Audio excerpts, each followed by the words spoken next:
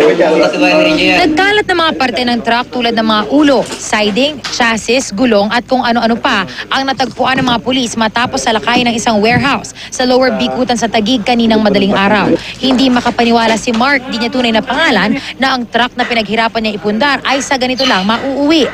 Tinambak lang basta sa gilid at pinagpira-piraso pa ang mga parte. Hapon ng December 27, napansin niyang wala na ang nakaparada niyang truck sa Barangay Santa Clara, Santa Maria, Bulacan. Mabuti na lang at may GPS kaya't agad nilang na-monitor ang kilos nito at sinumbong sa pulisya. Malalungkot talaga kasi nga ito lang yung kabuhayan ko, and then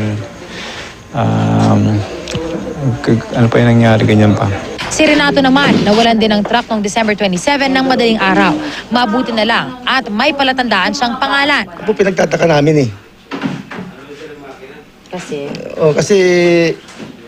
wala naman silang susi. Hindi naman wala naman silang binasag na salamin or ano, kasi wala naman pong bakas doon sa pinagparadahan. So mukhang magaling. Magaling ho talaga siguro.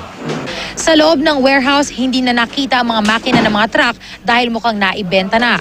Marami pang ibang truck na mula sa Regions 3, 4 at NCR ang natagpuan dito. Kumpleto sila sa gamit pang chop-chop, kaya't duda ng mga pulis, sanay na ito at mabilis magkalakal ang mga parte ng truck.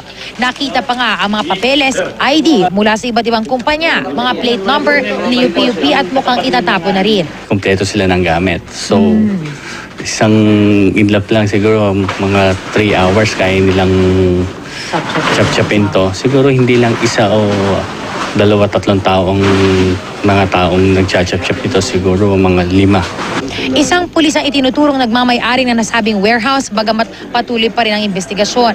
Wala ang may-ari maliban sa caretaker ng warehouse. Ano ang trabaho nito ni Wilson? Ang alam ko po, pulis lang po siya. Okay. Saan siya nakadestino? Dito lang po yata sa Bagong Bayan. Maharap ang may-ari sa reklamong carnapping. Para sa mga nanakawan ng truck, maaaring makipag-ugnayan sa Taguig Police dahil malaki umano ang posibilidad na ito ang nakabiktima sa inyo. Isay Reyes, GMA News.